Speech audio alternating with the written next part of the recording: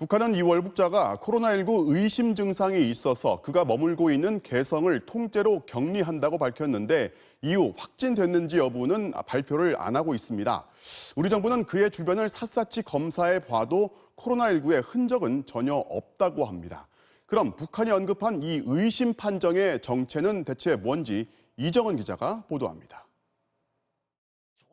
북한의 발표 이후 우리 보건당국도 제2북한 탈북민 김모 씨의 코로나19 감염 가능성을 조사했습니다.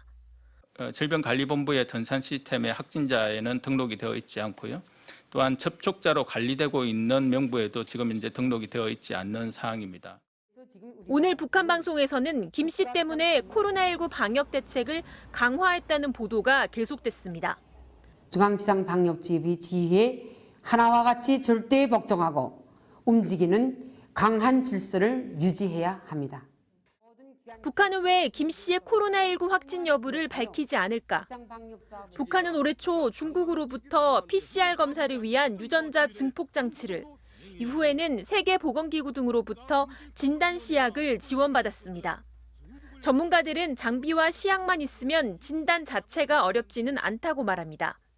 기계하고 시약만 있으면 몇 시간만 가르쳐도 돌리는 기술이기 때문에 거래기에서 보통 이제 내성 유전자 할 때 이런 PCR 방법들을 서서 하고 있기 때문에 북한이라고 해서 PCR 못 돌린다는 말이 안 된다는 얘기예요.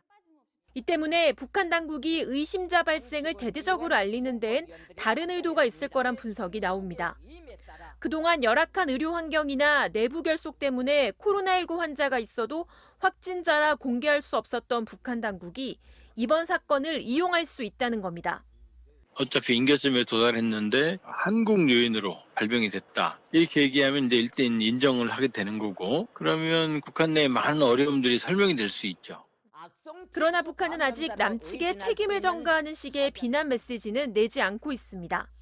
의도가 있든 없든 북한 내 코로나19 상황은 의심 환자 1명 발생만으로 개성 봉쇄라는 극단적인 조치를 취할 만큼 즉각적인 진단과 치료가 쉽지 않은 것으로 보입니다.